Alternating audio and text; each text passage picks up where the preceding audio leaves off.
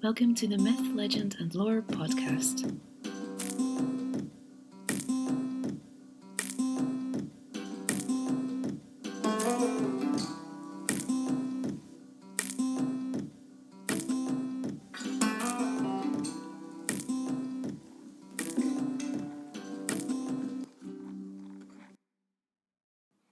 Today's episode is in honour of a little boy called Magnus and his wonderful family and friends. Some of you might recognise Magnus from the social media campaigns on Facebook and Twitter and his battle with neuroblastoma. In order to raise money for Magnus's further treatment, I really do urge everyone to log on to the website Solving Kids Cancer and look for Magnus's campaign. I'll provide the links and more information in the episode. I will share that on Facebook, Twitter, etc. And I also welcome you to take part in a thoroughly exciting Viking raffle that I and my fellow podcasters, writers, illustrators and creators have teamed up to host with a variety of fantastic prizes to be won. Make sure and listen for the details on when the Mighty Magnus Viking Hoard raffle will run and how to enter. When researching any group of people, an interesting area for me is childhood. Nowadays we are able to analyse and understand the development of children well. We can chart a child's physical and mental development and conclude that a variety of factors can influence how children live and cope with various aspects of life. With this in mind, I began to look at childhood in the Viking Age. As I was growing up, I was introduced to Norse mythology and the exploits of the Vikings, their adventures, exploration of the world, raids and sagas. There is no doubt that all of this has left a lasting impression on me. I'm still fascinated by mythology, and I often wonder what it might have been like to be a child in the Viking era, listening to the tales of the gods told either in the family home or perhaps at a gathering where a skald would recite poetry. So began the research phase of the topic. I looked to the sagas, poems, the Gragas or Old Icelandic logbook, archaeological evidence and numerous articles and literature. A picture began to form, and a good place for us to start the story of childhood is to look at the family unit and daily life in the Viking Age. In the Viking Age, the life of a child tended to not be completely separate from that of their parents or adults. From a young age and as part of a family unit, it's thought that they helped with daily tasks around the farmstead or home. Within the home, some of the daily tasks might have included looking after the fire or food preparation. Outdoors, children would have helped with tending livestock, as well as helping with hard work in the fields. Gathering firewood would have been an important job too, as well as helping to forage for berries or fruit in the woods. The work on a farmstead was usually divided by gender-defined roles. Boys, taught by their fathers, brothers and uncles, would gain skills they required to help with the men's work. Agricultural work, as opposed to food preparation, fell mainly to men. This involved fertilising, ploughing, sowing, harvesting and threshing. During the harvest, however, all the members of the household would typically join in with the work, since it was so intensive that all available hands were needed, whether they were male or female. Girls tended to work alongside their mothers and the other women of the household, learning how to cook, garden, take care of the domestic animals, and the necessary techniques of making clothing. The women's role in the household was not to be underestimated. Women were charged with producing clothing, which was one of the most time-consuming tasks of all. Making the family's clothes involved spinning, carding, weaving, cutting and sewing, which all took a very long time. It could take a Viking woman 35 hours to spin enough yarn for a day's weaving, and that gives you some indication of how much time it took to make clothing. Women also made alcoholic drinks such as ale and mead, and made dairy products such as milk, butter and cheese. Milking sheep and cows were tasks that fell to women and children as part of this process, even though those activities were often performed outside of the threshold or dwelling. In winter, the animals were brought into the longhouses, but in the summer when the animals were out grazing, they were watched over by shepherds who could be either male or female, as girls were also taught farm work or tending animals, as it was their duty to run a farm when the men were away. With this method of child rearing, by the time they reached adulthood at around 12 to 15 years of age, both boys and girls could effectively run a household and farm. And with this aspect of life in mind, I began to wonder at what age did children pass over from childhood to adolescence and adulthood, and it would appear that children became adults far earlier than they do today. On average, life expectancy was around 40 to 45 years for an adult. It was a fact of life in the Viking era that most people died long before reaching 50 years of age, with perhaps only a few surviving to 60. From reading various sections of the Gragas, in Iceland males were legally adults at the age of 16. Girls were married at what we would now consider today to be a very young age, in some cases as early as 12 years old, and they were regarded as adults once they were married. So by the time of around 20, most men and women were married and possibly had been for some time. On the whole, childhood was brief, and I've come across sources which indicate that on occasion, boys as young as 12 years old accompanied their elders on raiding expeditions. Another area of great interest for me is girls and marriage. Medieval Icelandic law states that the earliest marrying age for a girl is 12 years old. Marriages were usually arranged by the parents of the girl or young couple, though on occasion women were allowed to choose their own husbands. A marriage could be seen as a contract or bond or affirming of an allegiance between two families. The groom's family paid a bride price to the bride's family when the couple was betrothed, and at the marriage the bride's father paid a dowry. As both the families had a financial investment in the couple, a marriage was as much of a matter for the families as it was for the two people involved. After marriage, a woman could manage the finances of the family and run a household while her husband was absent. If they were widowed, they could inherit their husband's wealth and become wealthy landowners themselves. A woman could also divorce her husband, and divorce was usually granted if the wife had been mistreated, or if the husband had been absent for 3 years or more, or if he suddenly fell into poverty. Small children often went with their mothers, while older children were divided up between the families, depending on wealth and status. Women were protected by law from unwanted male attention, and violence towards a woman was seen as completely unacceptable. They had absolute authority within the house, and made decisions on daily life, though they could not participate in public life. But of course there were limitations, and women were not allowed to vote in political activities or speak at the thing or even become a chieftain. A woman also came under the authority of a male, for instance the father, brother or husband. And as the Gragas tells us, the wearing of men's clothes, cutting their hair short and carrying a weapon was also prohibited. But what of adolescent males and their learning to train or fight in the art of poetry and telling sagas? Older members would pass on their knowledge of fighting techniques to the younger clan members. This would either be in formal training sessions or possibly by passing on oral traditions in the form of stories of past deeds or the lives of heroes, and paying particular attention to the obligations of a warrior in battle and war. They were also taught to fight using spears, swords and axes.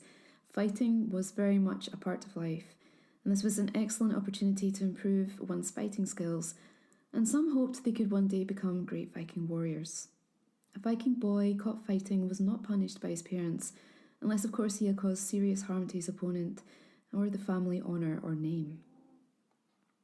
I've been reading Egil's Saga and Grettir's Saga recently, and in both of the stories we are told about their youth and their behaviour, which I think today would be cause for concern to say the least.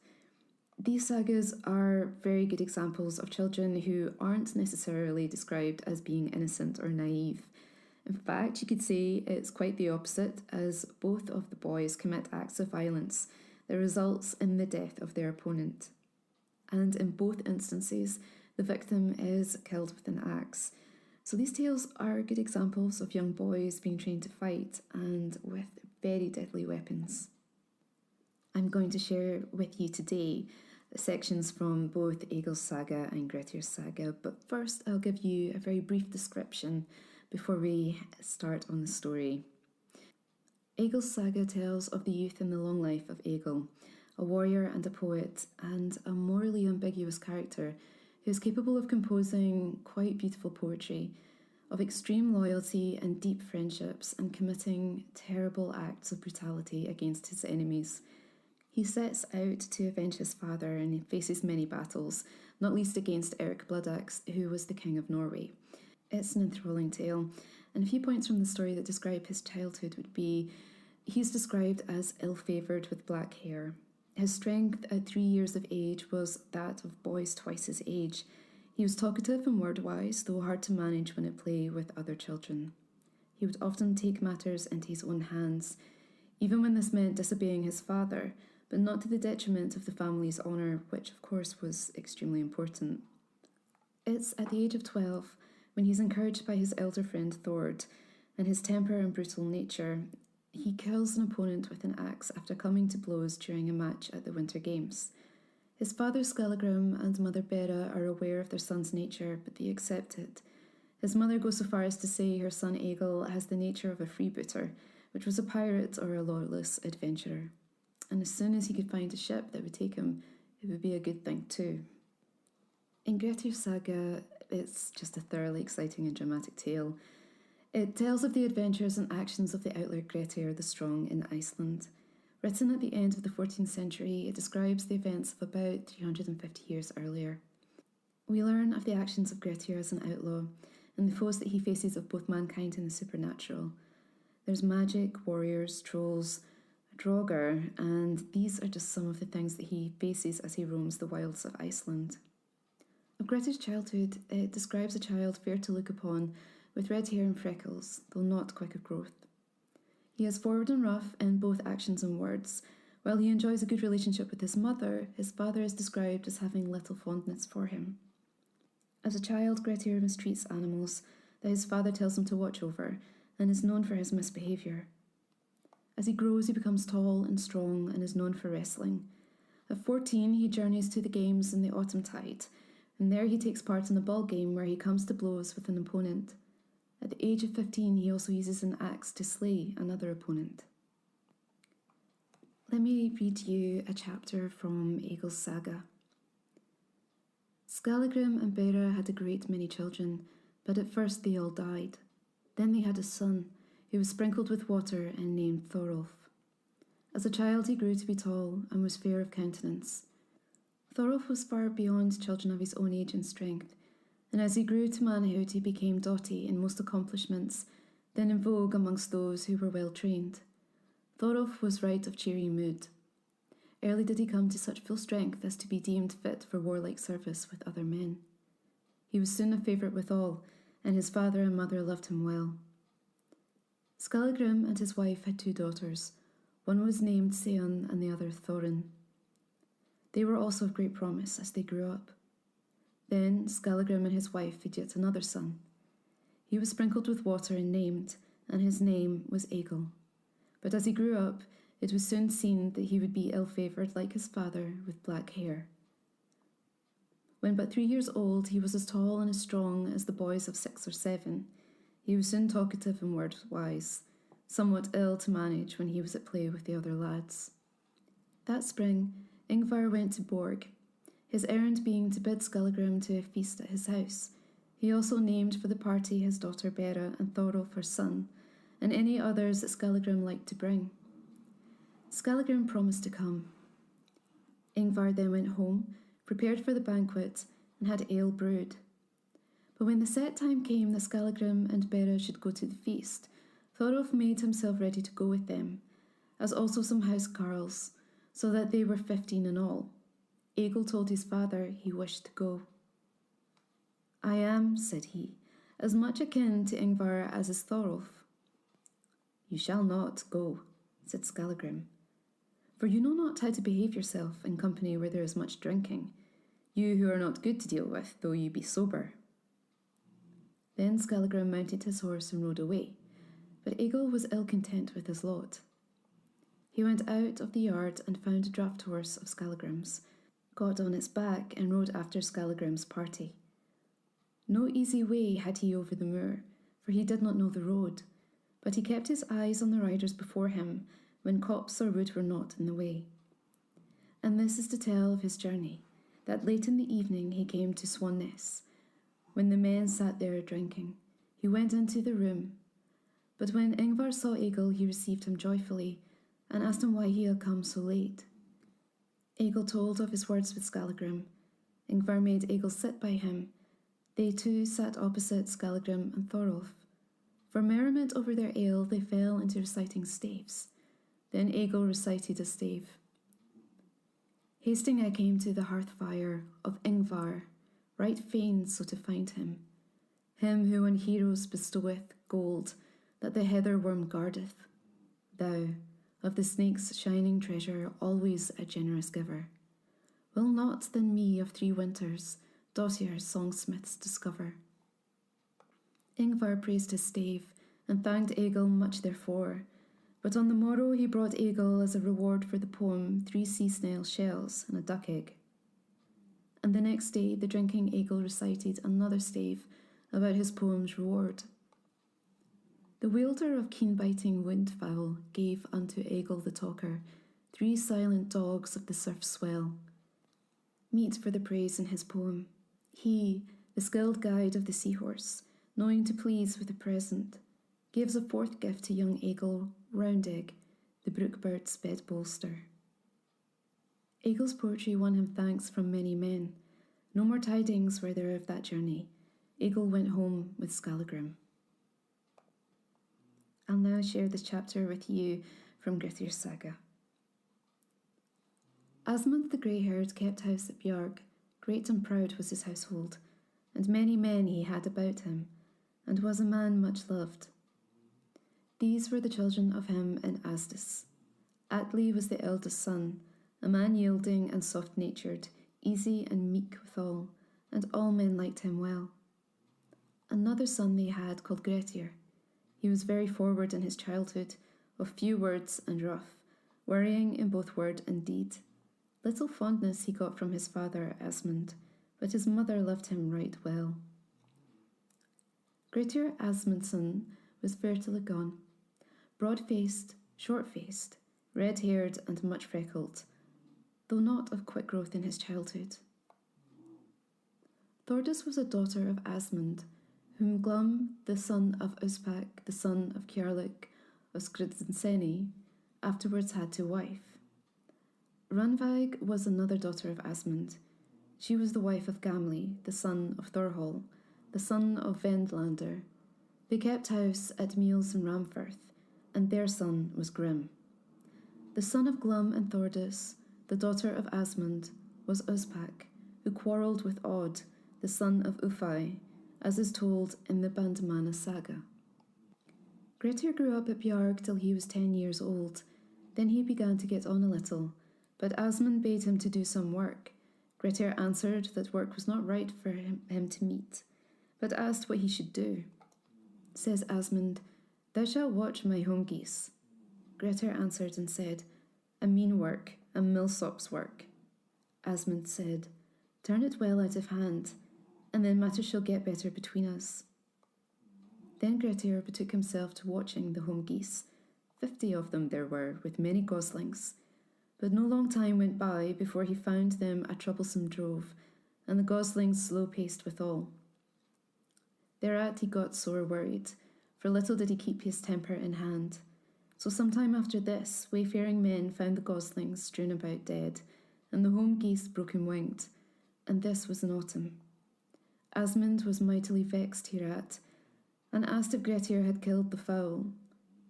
He sneered mockingly and answered, "Surely as winter comes, shall I twist the goslings' necks awry. If in like case are the geese, I have finished each of these."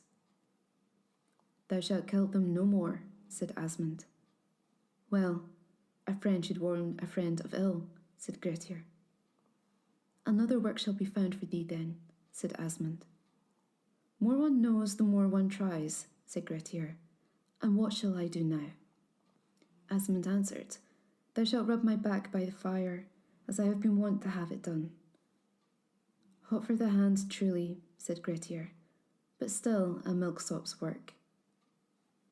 Now Grettir went on with this work for a while, but autumn came on, and Asmund became very fain of heat, and he spurs Grettir on to rub his back briskly.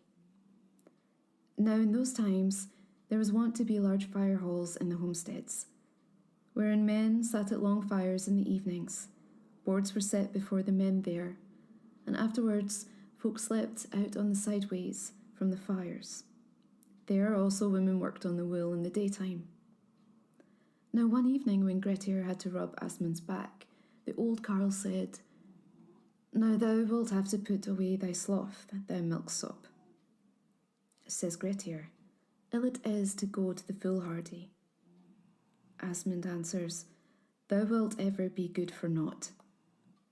Now Grettir sees where in one of the seats stood wool combs. One of these he caught up and let it go all down Asmund's back. He sprang up and was mad wroth thereat, and was going to smite Grettir with his staff, but he ran off. Then came the housewife and asked what was this to do betwixt them. Then Grettir answered by this ditty. This jewel-strewder, O ground of gold, his counsels I deem overbold. On both these hands that trouble sow, a bitter pain will burn me now. Therefore with this woolcomb's nails unshorn, somewhat ring-strewder's back is torn. The hook-clawed bird that wrought his wound, lo now I see it on the ground. Hereupon was his mother sore vexed, that he should have taken to a trick like this. She said he would never fail to be the most reckless of men. All this nowise bettered matters between Asmund and Grettir. Two further elements in Viking life in regards to children concern the practices of exposure and fostering. The infant mortality rate was high in the Viking period, and many women lost their lives in childbirth too. It was a sad fact of life at this time that many children died at a young age, and despite this and the desire for a family, some babies were unwanted, and as such might be put out to die by exposing them to the elements. Even though this practice existed, it would be wrong of us to think that children were not cared for or loved, or seen only as objects to create alliances, both politically and for wealth.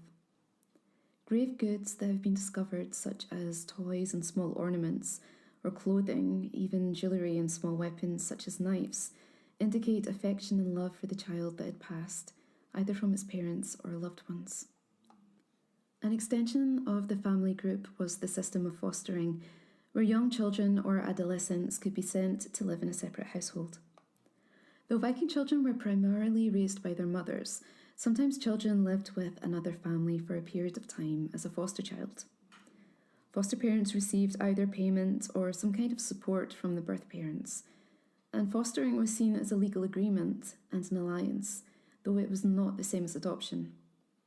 In saying that, ties between foster relations could be strong or even stronger than those between the blood relations. It was often seen as a political arrangement between the child's father and the foster father, and like a marriage, it was a way of developing and forging new alliances or strengthening existing ones.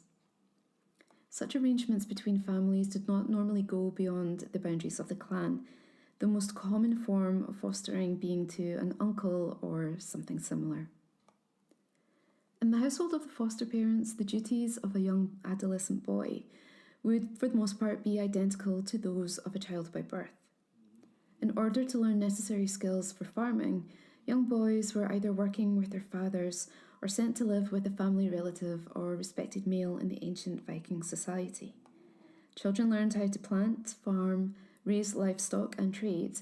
For some young males, this also included the training for war. In addition to this, fostering was a way to redistribute children among families. Because the infant mortality rate was so high, some couples sadly had no surviving children. It's been suggested that the percentage of couples without live children was as high as 20% in the Viking Age. And so fostering was a means in which children could be introduced to a family that simply had none. Girls were fostered too. An example of this would be Gudrid, who reveals that she learned the ward songs from her foster mother Haldis. She then recites them with Hjorborg, the prophetess, in the saga of Eric the Red, which I'm going to read a section of just now. This was a very lean time in Greenland. Those who had gone hunting had poor catches, and some of them had failed to return. In the district there lived a woman named Thorbjorg, a seeress who was called the Little Prophetess. She was one of 10 sisters, all of whom had been given the gift of prophecy, and was the only one of them still alive. It was Thorbjorg's custom to spend the winter visiting, one after another, farms to which she had been invited, mostly by people curious to learn of their own future or what was in store for the coming year. Since Thorkel was the leading farmer there, people felt it was up to him to try to find out when the hard times, which had been oppressing them, would finally let up. Thorkel invited the seeress to visit, and preparations were made to entertain her well, as was the custom of the time when a woman of this type was received. A high seat was set up for her, complete with cushion. This was to be stuffed with chicken feathers. When she arrived one evening, along with a man who had been sent to fetch her, she was wearing a black mantle with a strap, which was adorned with precious stones right down to the hem. About her neck she wore a string of glass beads, and on her head a hood of black lambskin lined with white catskin. She bore a staff with a knob at the top, adorned with brass set with stones on top. About her waist she had a linked charm belt with a large purse. In it she kept charms which she needed for her predictions. She wore calfskin boots lined with fur, with long sturdy laces and large pewter knobs on the ends. On her hand she wore gloves of catskin, white and lined with fur. When she entered, everyone was supposed to offer her the respectful greetings, and she responded according to how the person had appealed to her. Farmer Thorkel took wise woman by the hand and led her to the seat which had been prepared for her. He then asked her to survey his flock, servants, and buildings. She had little to say about all of it. That evening tables were set up and food prepared for the seeress. A porridge of kid's milk was made for her, and as meat she was given the hearts of all the animals available there. She had a spoon of brass and a knife with an ivory shaft, its two halves clasped with bronze bands, and the point of which had been broken off.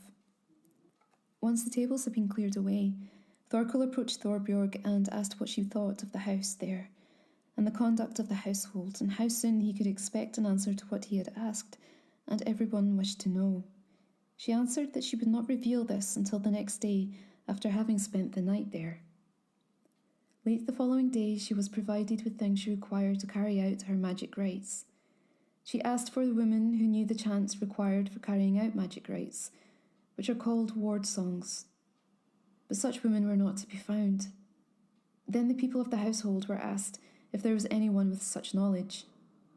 Gudrid answered, "I have neither magical powers nor the gift of prophecy. But in Iceland, my foster mother Haldis taught me chants that she called ward songs." Thorbjorg answered, "Then you know more than I expected." Gudrid said, "These are the sorts of actions in which I intend to take no part, because I am a Christian woman." Thorbjorg answered, "It could be that you could help the people here by doing so, and you'd be no worse a woman for that, but I expect Thorkel to provide me with what I need." Thorkel then urged Gudrid, who said she would do as he wished. The women formed a warding ring around the platform raised for sorcery, with Thorbjorg perched atop it. Gudrid spoke the chant so well and so beautifully that the people there said they had never heard anyone recite in a fairer voice. The seeress thanked her for her chant. She said many spirits had been attracted who thought the chant was fair to hear, though earlier they wished to turn their backs on us and refused to do our bidding. Many things are now clear to me which were earlier concealed from both me and others, and I can tell you that this spell of hardship will last no longer, and times will improve as the spring advances. The bout of illness which has long plagued you will also improve sooner than you expect. And you, Gudrid, I will reward on the spot for the help we have received, since your fate is now very clear to me. You will make the most honourable of matches here in Greenland, though you won't be putting down roots here, as your path leads to Iceland, and from where you be descended a long and worthy line. Over all branches of that family a bright ray will shine. May you fare well now, my child." After that, people approached the wise woman to learn what each of them was most curious to know. She made them good answer, and little that she predicted did not occur. Objects that have been found in archaeological digs and discoveries include wooden toys, small ships, dolls, animal figures, and swords. Because of their small size, it's fair to assume that these were probably made for children to play with. Some of these items, like the sword, were also useful to train with or practice and to introduce various skills, which the children would later use as adults, in work or perhaps in conflict. A small wooden sword could be used not only for playing but training before being given an iron one. Wooden toy ships might have fostered ideas of travelling on expeditions with their elders. Playing could be used for more serious purposes, but games and play extended beyond childhood too. For example, adults also enjoyed activities outside of daily tasks in the Icelandic sagas. There are examples of men being praised for their ability in jumping, throwing, and running. The possession of such skills could decide between life and death in battle and in one-on-one combat. We also know that from the poems such as Rigsthilla, Viking skalds spoke of the sons of jarls and freemen, who were encouraged to shoot arrows, ride on horseback, hunt with hounds, brandish swords, and do feats of swimming. Outdoor activities like this would increase the strength and prepare them for life, in which violence and warfare were quite possibly inevitable. There were other sports too, such as running and ball games, like those played in Egil's saga and Grettir's saga, but also activities like fishing or hunting, for example, helped to feed the family household. In Viking culture, the family unit was all important. Consider the long winter nights, playing board games like Nefertafel, or listening to songs, stories and poems, reciting conquests, revenge, doomed romance and death. Though childhood and adulthood then was very different to the lives that we enjoy today, there is still so much that we can relate to. With every podcast, I like to conclude with a piece of myth, legend or lore, but today I have something rather special and exceptionally important to share. I mentioned the Mighty Magnus Viking Hoard raffle at the beginning of the episode. Many of you might be aware of the Mighty Magnus Medicine Fund or the charity Solving Kids Cancer, and a young boy called Magnus who has been receiving treatment for a condition called neuroblastoma. Magnus is a lover of Vikings, and I'm sure most of you, like me, can understand why that is. Today, I would like to extend a warm welcome to Magnus's father, Sandy, who has very kindly agreed to explain a little bit more about neuroblastoma and news about how Magnus and his family are currently. Sandy, thank you so much for coming on the podcast today. I really appreciate it. I know it's an incredibly busy time for you and your family, and you've all been through an awful lot in the last few years. How is Magnus and, of course, your family at the moment? Hi Siobhan, thanks for inviting me along today. Magnus is doing quite well at the moment. Actually, it's a very special week because we are now at the end of his NHS treatment, and on Saturday we're going to go to his treatment ward up in Nottingham and ring the bell, which is a tradition that's done at the end of treatment for cancer, where he'll get to ring the bell to say that his treatment has run its course. So yeah, Magnus is doing okay. We have a lot of tests coming up in the following few weeks to see, just monitor the response to the treatment he's had over the last year and a half. So I guess as a family we are, on the one hand, very happy to be at the end of treatment, and on the other hand are all quite tired after 18 months of what has been quite an intense treatment for Magnus, and also obviously the impact for his brother Callum. So, of course, yeah. I can imagine it's just been, I guess because neuroblastoma is quite a complex condition, and the treatment for it as well. Could you explain a little bit about that for us? Yeah, sure. I mean, it's unfortunately something I've had to, I never even heard of 2 years ago, and in the last 18 months I've had to learn rather a lot about. But it is neuroblastoma is a cancer that affects about 100 children each year in the United Kingdom, so that's how many children it affects. My goodness. And of those 100 children, about half of them, so about 50, will have it at the stage that Magnus had, which is known as stage 4, or high-risk neuroblastoma. And unfortunately what that means is that the tumour has spread beyond the primary tumour and spread into places like bone marrow and bones, which is where it was with Magnus. It metastasised to other sites. So about 50 children a year in the UK will have high-risk neuroblastoma. And as you say, it is a very complex cancer to treat, with quite a really grueling treatment schedule involving lots and lots of different chemotherapy drugs, radiotherapy, major surgery, and then modern immunotherapy drugs. So he's been through a lot in the last year and a half, but there's a lot more work needed in terms of the treatment for neuroblastoma, because unfortunately the side effects are very tough, and I think the approach is with high risk that they go in hard and fast, and these first 80 days are very, very intense. My goodness. I think he's also had a bone marrow transplant during the last year and a half as well, which I'd forgotten to mention. So he's had to go through a lot. Yeah. It sounds like a really intensive treatment. Yes, it is. I think for all these children, we've met quite a number of both oncology children in the sense of just all the different children's cancers, but we've met quite a number of neuroblastoma families as well. And I think on these wards you will see children having to go through an awful lot, but I think you'll also see a lot of resilience and a lot of strength that the children somehow find to tolerate that. Yeah, it's a wonderful thing about children. I'm always amazed at just how resilient they really can be. And I think, when they've got their family about them, that's a good support for them as well. And children are very focused. They just want to get better and they want to kind of get on with the next stage of things as well. But so the next stage of treatment that Magnus is going to have is incredibly important. What will that involve? So one of the problems and issues with high-risk neuroblastoma is that it has a high relapse rate. Okay. So children who may initially respond to treatment, there's a high percentage of those children, sadly, who will then relapse. It seems to hide somewhere in the body, and they will become unwell again. If that happens, it then becomes increasingly difficult to treat. So one of the goals in research for neuroblastoma and in treatments going forward really is to try and prevent that relapse from happening. Now, we've been very lucky. We've managed to access an immunotherapy drug through the NHS. And the treatment we've received in the NHS has been amazing. But that drug is designed to try and prevent relapse and is now part of the standard treatment in the UK.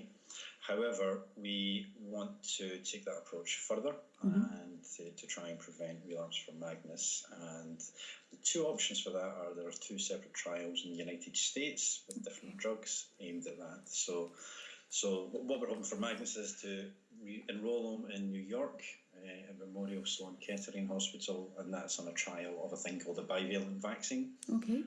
And the basics of that is it will involve him going out there and being given injections, so vaccinations.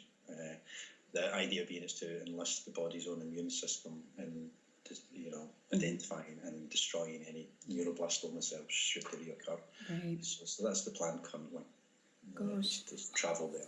Yeah, it does sound. Do you think that this next stage of the treatment will be just as grueling as the initial kind of treatment that Magnus had? No, hopefully not. One of the reasons we've chosen as a family to do this for myself and Katie's mum, I think if it had been a particularly grueling treatment, I'm not sure we would have gone for it, because I think he's been through an awful lot, and we need him to get back to some sense of being a child again and having a normal life. So thankfully the side effects and the safety profile of this treatment seem very good. It seems very well tolerated. Yep. And in terms of actual contact, most of the contact is to do with scans, and that's where a lot of the cost comes from, having to pay for repeated scans and tests for 2 years. But the actual treatment involves, I think, 6 injections over a year. Oh gosh, now, okay. Now, like all other children, he's not going to be very happy with that, because he doesn't have injections. But it is literally going to be an immunisation. People need to get 6 injections. We do need to travel to New York for those to happen. To do that. So when we go out at first, we need to be there for 3 weeks, so you can get 3 injections, 1 per week.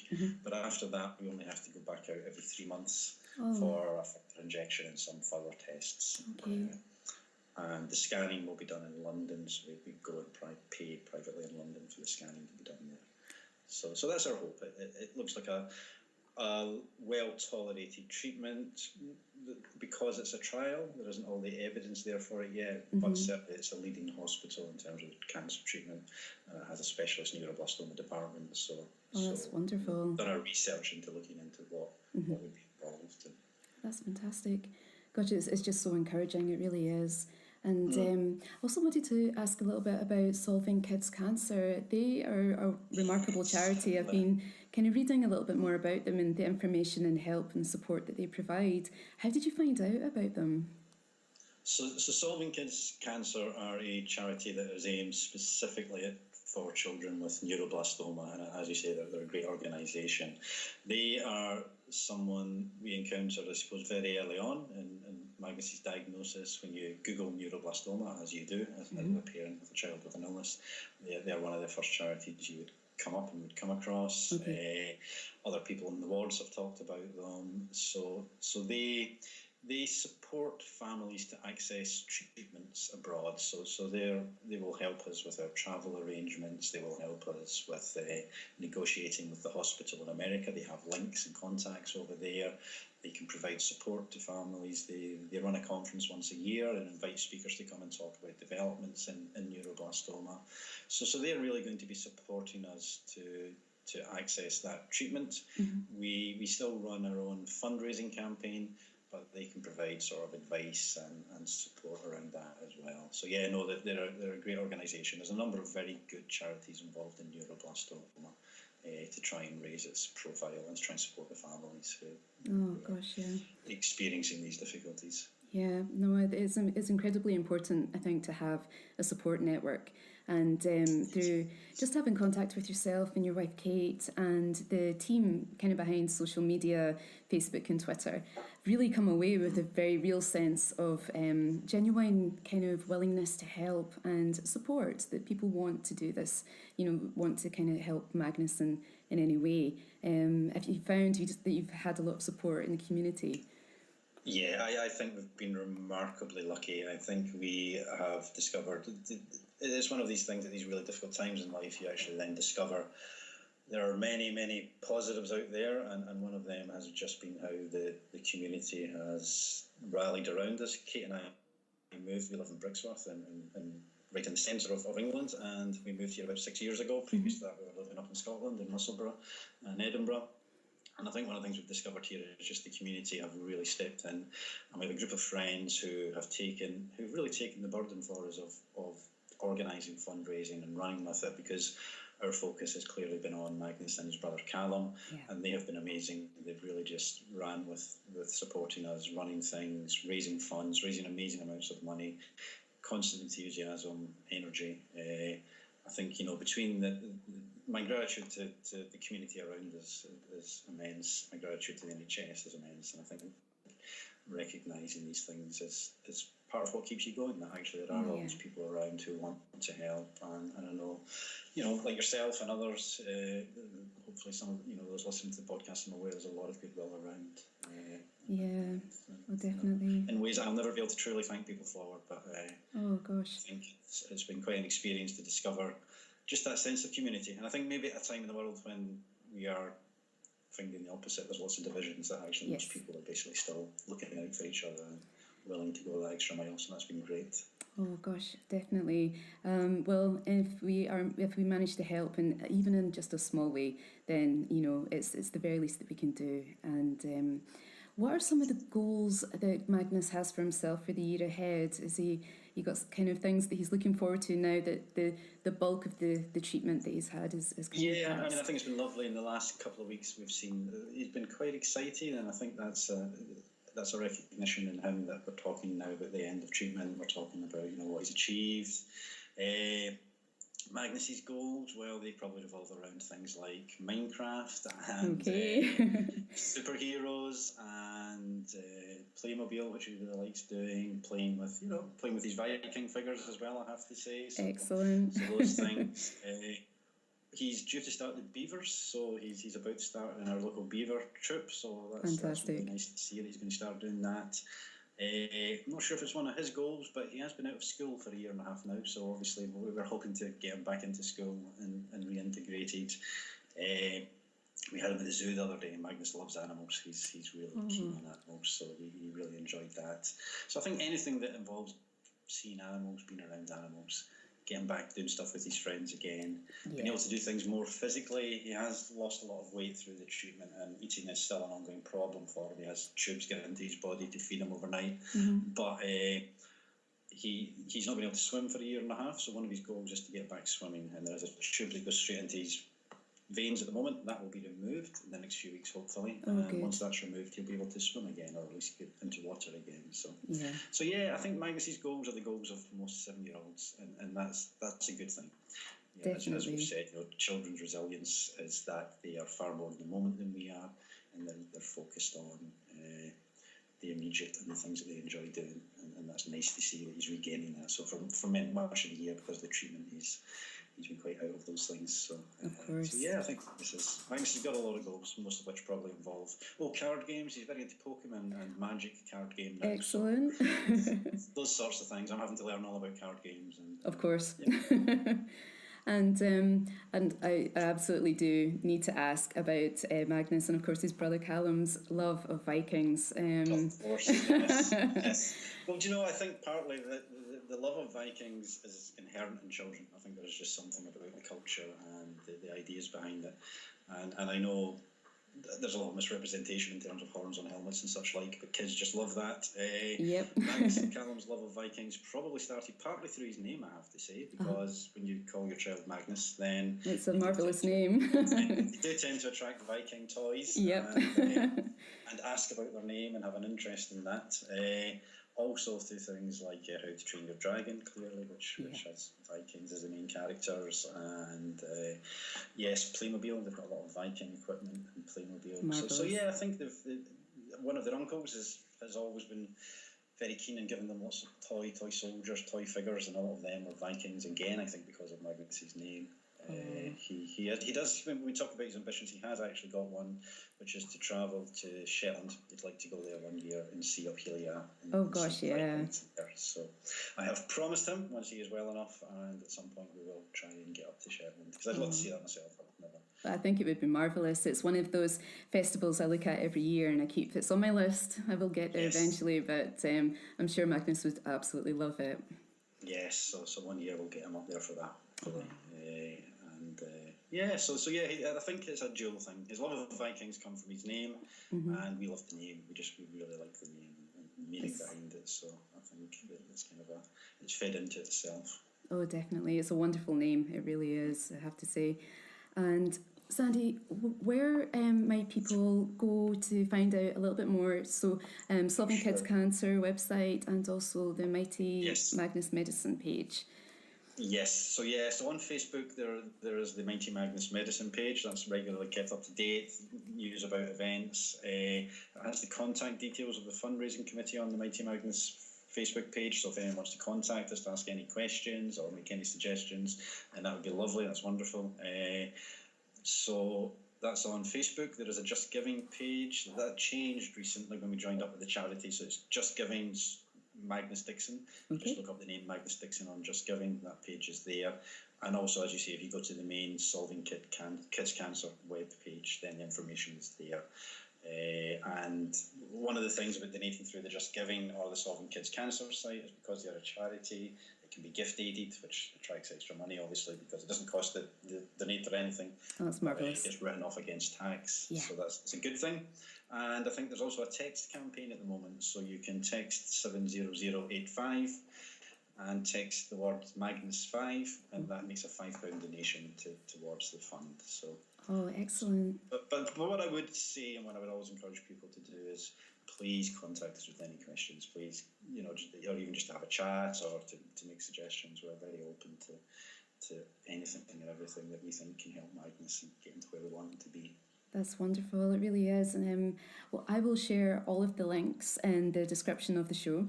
And we've got myself and my fellow podcasters and everybody in the community on social media. We plan to just kind of spread the word as much as we can. So we will share links and all the information and do what we can to help with the raffle. So not at all. Yes. As I said, I am never going to be able to thank everyone individually because so many people have been involved. But just thank you to everyone really for listening and to giving it some thought. Oh, well, thank you. And to be honest, I think just Magnus feeling better and doing well is the best, the thanks that we could possibly hope for. So, yeah. And I hope in a couple of years I can take a photo of him up here with some big Shetland Viking and post it to all you guys and all your supporters out there so they can see him at that. Well, that would be absolutely amazing, I have to say. And of course, I would love to have you back on, Sandy, at some point as well with an update on how Magnus is doing and you guys as a family, and hear a little bit more about how everything is going for you all. Thank you very much. And now to the mighty Magnus Viking Hoard raffle. I will release a separate episode with details of the raffle, prizes, and of course links for the websites. The mighty Magnus Viking Hoard raffle will run for the month of June. At the end of the month, we will submit all names from the donations into a hat, and over the course of a few days, the winners and their prizes will be announced. I honestly can't thank everyone who has agreed to take part in the raffle enough. Never have I been so touched by such enthusiasm and kindness. Without hesitation, this group of wonderful people wanted to get on board and help. My sincere thanks go to each and every one of you. This is a Viking hoard quite unlike any other. We have a wealth of Viking memorabilia. We have books and comics from authors. We have t-shirts, mugs, illustrations and prints, gift cards, and we even have a Viking horn. I would like to thank the following contributors for donating to the hoard. We have Luke and Dan of the Northern Myths podcast. We have John and Andy from the Saga Thing podcast. Kimberly and Kristen from the Murder and Myths podcast. Kevin McAllister from the Going Viking podcast and community website.